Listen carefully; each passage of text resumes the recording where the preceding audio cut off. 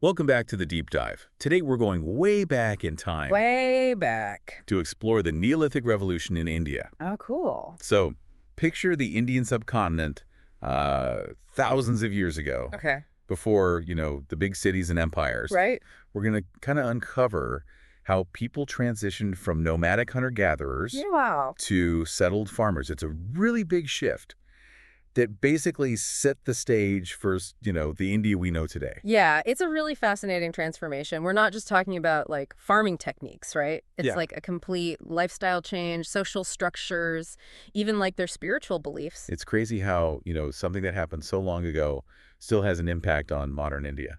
Absolutely. So where do we even start with this story? What's like the first clue? Well, I think a big piece of the puzzle is the emergence of agriculture, right? Okay. We see evidence of people cultivating crops like wheat and barley in the Yeah. Northwest and rice in the Gangetic Plains. So different regions were kind of specializing in different crops. Yeah, exactly. And the shift to settled agriculture, it brought about huge changes. People could like stay in one place. Instead of constantly moving around. Yeah. Exactly. They could cultivate the land, build more permanent settlements. That's a big change. Yeah. Going from like constantly hunting and gathering to just staying put and growing your own food. It must have taken so much like ingenuity and a lot of trial and error. For sure. And it wasn't just like planting seeds. Right. They had to invent tools, to plant and harvest and then store all the food. Yeah, and deal with weather and pests. Pretty amazing how they figured it all out. Yeah, they were really resilient. Totally. So they're settling down, growing their own food. But what about like their society? Did that change too? Oh, absolutely. Living closer together led to like new forms of social organization, villages formed, Yeah. and we start to see the very first signs of specialized labor. Oh, interesting. Like some people farmed, others made pottery, some became leaders. So like a more complex society was starting to develop? Yeah. Exactly. It's amazing how just staying in one place could lead to so many changes. It is, right. And it gets even more interesting. As these communities grew, they had new challenges. Like what? Well, like how to feed everyone, that's where we see another big innovation, irrigation. Oh, wow. They started using rivers and building canals to water their fields. So they could grow even more food and support more people. Yeah, exactly. And this led to larger settlements. Which eventually became towns and cities. Exactly. It's amazing to think that all of this started with those early farmers. Like a domino effect, right? One thing leads to another. Exactly. This is fascinating stuff. We started with people just figuring out how to grow food, and now we're talking about the rise of cities. It is amazing, isn't it? And we've only just scratched the surface. I know. So what's next? Where do we go from here? Well, next we'll look at some specific archaeological sites, like Mehrgarh and Lahore. Sounds good. Can't wait to learn more. Me too. All right, so let's check out some of those archaeological sites. Mm-hmm. I want to really see how people lived back then, Yeah, for sure. One site that really shows early Neolithic life is Mehrgarh. Mehrgarh, okay. It's in Pakistan today, and it dates back to like 7000 BCE. Wow, that's old. So what did they find there? Well, they found remnants of mud brick houses and tools for farming and grinding grain. So they were already pretty advanced. Yeah, and they even found pottery with all these intricate designs. Wow, so they weren't just surviving, they were like creating art too. Exactly, they were expressing themselves. It sounds like a real community was developed. Yeah, and get this, they also found evidence of domesticated sheep and goats. Oh, wow, so they had livestock too. Yeah, it seems like animal husbandry was a big part of their life. That makes sense. Having animals would give them more food options. Right, it made them more resilient. You mentioned dentistry earlier. I'm still kind of stuck on that. Haha. Yeah, it's pretty amazing. Like dentistry in 7000 BCE? That's crazy. It is, they found evidence of dental drilling in Yeah. some skeletons. Yeah, it looks like they used flint tools to treat tooth decay. That's incredible. Yeah. You don't usually think of early humans as having dentists. I know, it's mind-blowing. It makes you wonder how advanced they really were. Totally. Was this like a common practice back then? That's a good question. We don't know for sure, but it's possible they had specialized healers. Like ancient dentists? Exactly.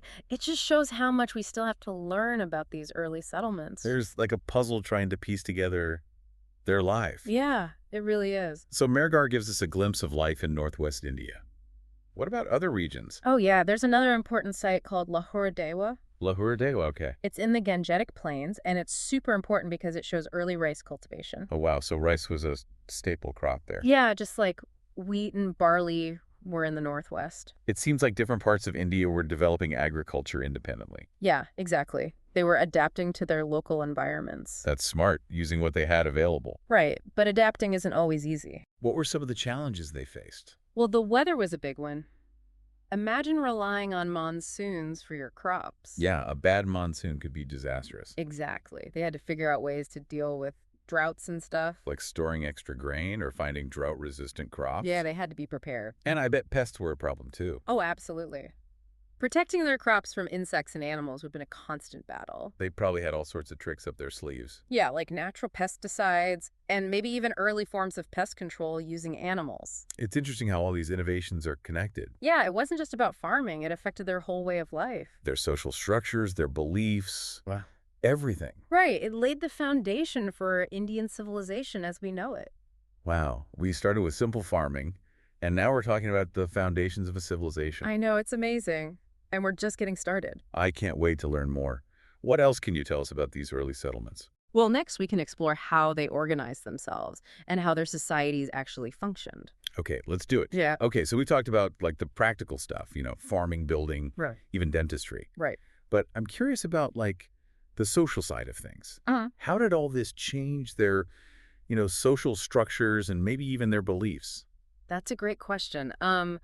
As these communities got bigger and more complex, Yeah. we start to see social hierarchies. How interesting. Not a sudden thing, but like a gradual shift. Okay. For instance, archaeologists have found houses of different sizes, some Mhm. fancier than others. So like some families were getting wealthier or more influential. Yeah, possibly. It could have been based on skills land or their role in the community. So basically the beginnings of social classes. It's important to remember, though, these structures were probably very different from later periods. Yeah. But it does show how society was becoming more organized and how power was distributed. Makes sense. And as settlements grew, they probably needed some kind of leadership. Right, we don't have written records, but archaeology gives us some clues. Like what? Well, they found large communal structures like granaries or meeting halls. Okay. This suggests some kind of group decision-making. Interesting. And then there are the elaborate burials. Oh, yeah, with like valuable objects and stuff. Yeah, which might indicate leaders or spiritual figures. So they had like chiefs or shamans or something. Maybe it's hard to say for sure. It's fascinating how they developed these systems of governance. Yeah, it is. And it wasn't just about practicality. It also seems to have affected their beliefs. Oh, like their religion. Well, it's tough to say for sure based on archaeology alone, Yeah. but there are some hints. Like at Mehrgarh, they found burials with grave goods. Pottery tools, that kind of thing. Right, which suggests a belief in an afterlife. Interesting. And in other sites, they've found figurines. Some look like female forms, Could those be goddesses? maybe perhaps associated with fertility or nature. It makes sense that their beliefs would be tied to nature. Yeah, they demanded so much on the natural world. Totally. It was their livelihood. Right, and as they shifted from hunting and gathering to farming, their relationship with nature changed too. It became more about working with nature, not just taking from it. Exactly. And that probably had a huge impact on their beliefs. It's like their whole worldview shifted. Yeah, it did. This is amazing stuff. We've gone from hunter-gatherers to farmers to villages to complex societies. It's been quite a journey. And it all started with this simple change, settling down and growing food. Right. The Neolithic Revolution was a turning point for India and really for all of humanity. Absolutely. It's incredible how much we can learn from studying these ancient cultures. Yeah, and there's still so much more to discover. I know, it makes you wonder what else is out there waiting to be found. It really does. It's an exciting time to be an archaeologist. Well, this has been a fantastic deep dive. I agree. Thanks for joining us, everyone. We've learned so much about the Neolithic Revolution in India. It's been a pleasure. And as you go about your day, think about this. Okay. What if we could go back in time and talk to those early farmers? Wow. What would you ask them? What would you want to know about their lives? That's a great question. Food for thought. Thanks again for listening.